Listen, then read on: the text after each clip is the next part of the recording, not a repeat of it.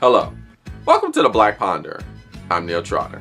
Today, we're going to be talking about everybody's favorite topic, and that's feminism. Wait. Don't turn off the video. Don't turn off the video. I'm just playing. If you want to turn off the video, that's fine with me. It's a free country, right? Well, this video was produced in a free country, so, if you want to turn off the video, that's on you. But if you're still with me, if I haven't lost you yet, I would like to challenge you on your definition of feminism. What do you think feminism is, and where do you base that definition off of? Do you base it off very outspoken women on the internet who proclaim that it's time to rise up against the tyranny of male dominance and to show the superiority of all female qualities and demonstrate a thing or two to all men who are bastards and pigs and chauvinistic jerks? Is that what you base your definition of feminism on? Or do you base your definition of feminism off of maybe celebrity memoirs? I don't know, like Lena Dunham's Not That Kind of Girl, right? Or Amy Poehler's Yes. Is that what you base your definition of feminism on? Now, I'm not knocking those books. They're great memoirs, very entertaining, and they do have feminist themes in them. That's, I'm not denying that. But are you really going to get the core concepts of feminism with those books? Not sure about that. If you want to get the core concepts, then you got to go to the source material. You got to go to the classics. Virginia Woolf's A Room of One's Own is a classic feminist text.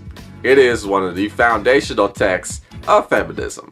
So let's talk about A Room of One's Own, and together we can start to understand what feminism really means. It may be the case that what you think feminism is not exactly what indeed feminism is. It's interesting, when you bring up the word feminism, even the word, people get really angry. There's this immediate backlash, right? It's like one of the most offensive words in the English language almost, at least in my experience when I talk about feminism. And Virginia Woolf talks about that. Let me read you this quote. Why were they angry? For when it came to analyzing the impression left by those books, there was always an element of heat. This heat took many forms. It showed itself in satire, in sentiment, in curiosity, in reprobation. But there was another element which was often present and could not immediately be identified. Anger, I called it. But it was anger that had gone underground and mixed itself with all kinds of other emotions. To judge from its odd effects, it was anger disguised and complex, not anger simple and open. Why are there so many adverse, negative comments on YouTube videos about feminism or blog posts? What's the deal with that? Well, Virginia Woolf argues that it's because it's an attack on self-confidence. Here's quote number 2.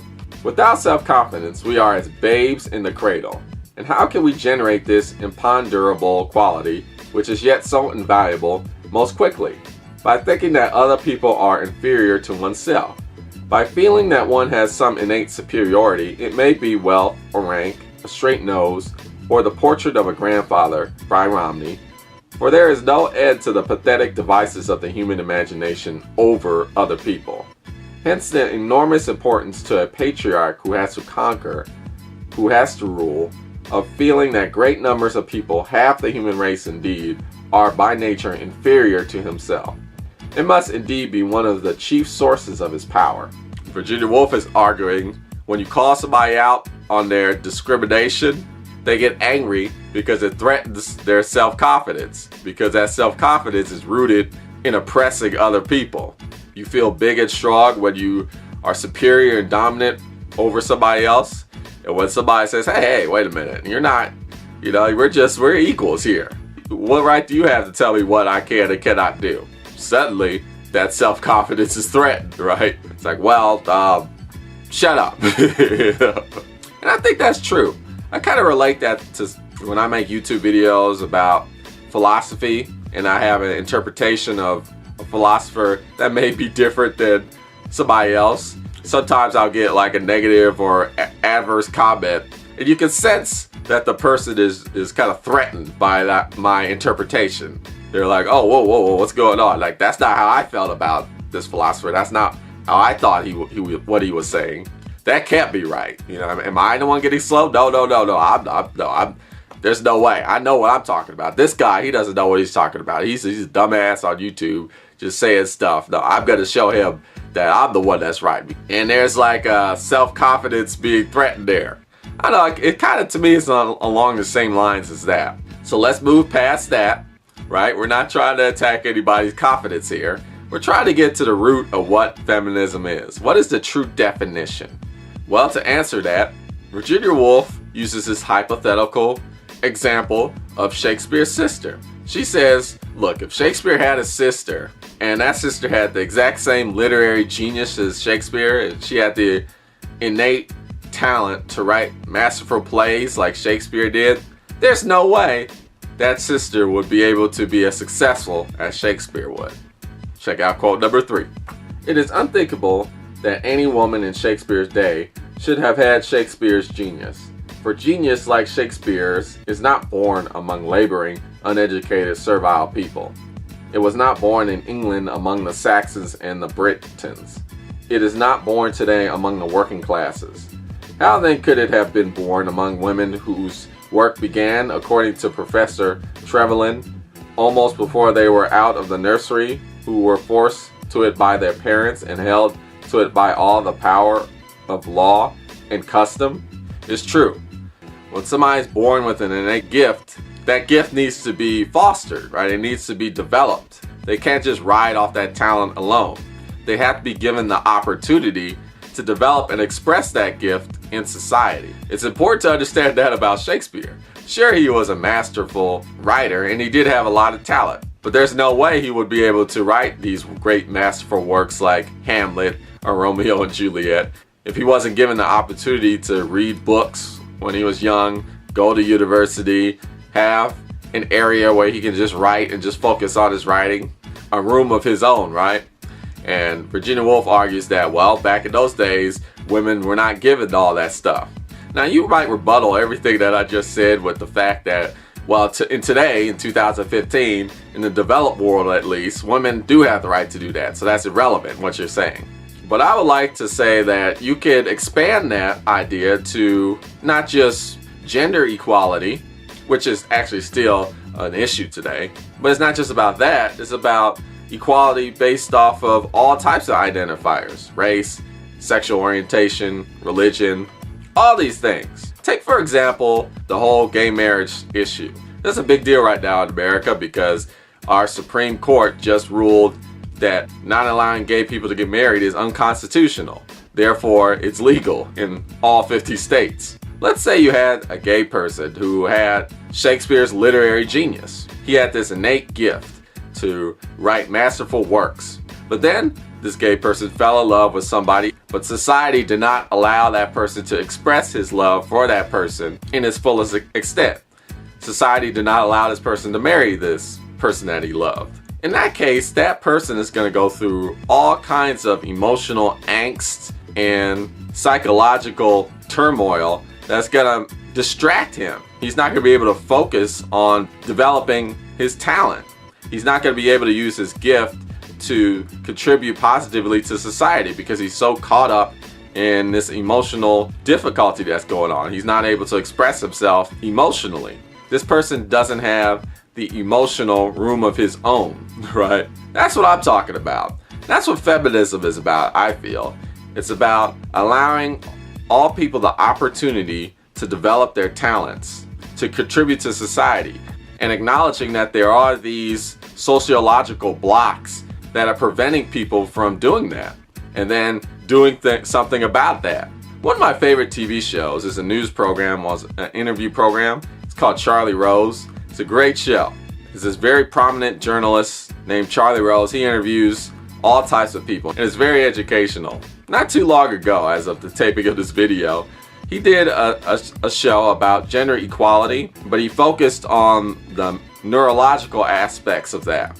I'll link it down below because it's very fascinating and very educational. He brought in a panel of scientists, neurologists, psychologists, and other people in brain science. They talked about how the science is saying that in the brain, what makes people identify as male and what makes people identify as female is present in everyone. Both aspects are present in the brain. It's just that for people who identify more as male, that aspect is more predominant. And people who identify as female, that's more of a predominant aspect in the mind. But both parts are there. They're present. So there's very little difference between a male brain and a female brain. We move on to quote number 4. And I went on amateurishly to sketch a plan of the soul so that in each of us 2 powers preside, one male, one female. And in the man's brain, the man predominates over the woman. And in the woman's brain, the woman predominates over the man. The normal and comfortable state of being is that when the 2 live in harmony together, spiritually cooperating. If one is a man, still the woman part of the brain must have effect, and the woman also must have intercourse with the man in her. Coleridge, a famous writer that time, perhaps meant this when he said that a great mind is androgynous. It is when this fusion takes place that the mind is fully fertilized and uses all its faculties. Perhaps a mind that is purely masculine cannot create any more than a mind that is purely feminine, I thought. But it would be well to test what one meant by man womanly and conversely by woman manly, by pausing and looking at a book or 2. Coleridge certainly did not mean, when he said that a great mind is androgynous, that it is a mind that has any special sympathy with women, a mind that takes up their cause or devotes itself to their interpretation. Perhaps the androgynous mind is less apt to make those distinctions than the single-sexed mind. He meant perhaps that the androgynous mind is resonant and porous, that it transmits emotions without impediment, that it is naturally creative, incandescent, and undivided. In fact, one goes back to Shakespeare's mind as a type of androgynous of the man-womanly mind, though it would be impossible to say what Shakespeare thought of women. And if it be true that it is one of the tokens of the fully developed mind that it does not think specifically or separately of sex, how much harder is it to attain that condition now than ever before? It's very interesting what Woolf is saying. What she's saying is that success, truth even, lies in the ability to embrace both the masculine and feminine qualities within oneself. And that to say that one gender is dominant over the other, whether it's male or female, whichever one, you're limiting your ability to succeed. She's arguing that successful people are those who embrace both the masculinity and femininity. And that's what feminism is about. It's not about this man versus female, female versus bad, who's dominant, who's superior. It's not about that. Here's another quote. It is fatal for anyone who writes to think of their sex. It is fatal to be a man or woman pure and simple. One must be woman manly or man womanly. It is fatal for a woman to lay the least stress on any grievance, to plead even with justice any cause, in any way to speak consciously as a woman. And fatal is no figure of speech, for anything written with that conscious bias is doomed to death. It ceases to be fertilized. Brilliant and effective, powerful and masterful as it may appear for a day or two, it must wither at nightfall. It cannot grow in the minds of others. Some collaboration has to take place in the mind between the woman and the man before the act of creation can be accomplished. Some marriage of opposites has to be consummated. All this pitting of sex against sex, of quality against quality, all this claiming of superiority and inputting of inferiority belong to the private school age of human existence, where there are sides and it is necessary from one side to beat another side, and of the utmost importance to walk up to a platform and receive from the hands of the headmaster himself a highly ornamental pot. As people mature, they cease to believe in sides or in headmasters or in highly ornamental pots. So again, feminism isn't about this battle between the sexes. So don't base your definition of feminism off of people who just talk about that. It's about realizing that both feminine and masculine qualities are equally important and allowing each side equal opportunity to express their innate talents in a way that can contribute to society, whatever those talents may be. For a woman, it might not necessarily be homemaking, cooking, or raising children. For a man, it might not be working on a car, or sports, or other traditional male-dominated roles, right? It could be something completely different. But whatever it is, we need to allow a room of one's own for either side so that they can develop these talents into something useful. For my belief is that if we live another century or so, I am talking of the common life, which is the real life, and not of the separate lives which we live as individuals and have 500 a year each of us in rooms of our own. If we have the habit of freedom and courage to write exactly what we think, if we escape a little from the common sitting room and see human beings not always in their relation to each other, but in relation to reality, then the opportunity will come and the dead poet who was Shakespeare's sister will put on the body which she has so often laid down.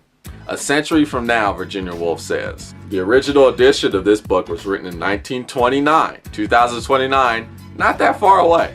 Let's live in reality, shall we? Let's not base our decisions off of false definitions. If you want to know about something, you gotta read the source material.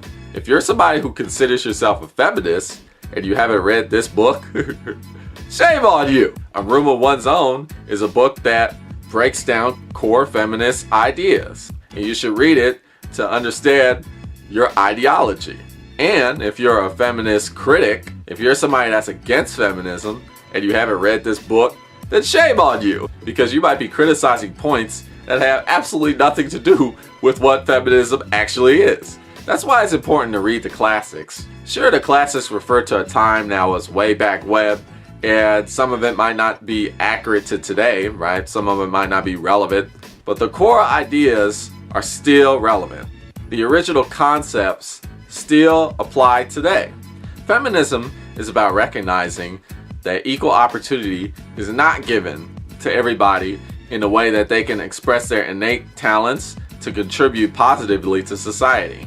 It's not equally given because false definitions are applied to people. False roles are applied to people based off of one's race, creed, sexual orientation, social economic class, and gender. We gotta break away from these constructs that do not completely describe a person in their fullest extent, and we can't allow these constructs to completely define somebody, because in that way you limit somebody's ability to contribute to society. This is what true feminism is about. That's the message you're gonna get once you start reading classical feminist works like Virginia Woolf's A Room of One's Own. So I ask you, take responsibility for yourself and do your own research. You might be buying into something that's not actually related to the thing that you're buying into. Or you might be criticizing something that's not really aligned with the thing that you're criticizing. It's very important. Check out the classics. Be informed. Virginia Woolf, A Room of One's Own. It's a great book. It's got a lot of good ideas. Check it out. Well, you've been listening to The Black Ponder. Thank you for watching. Tune in next time for more philosophical thought.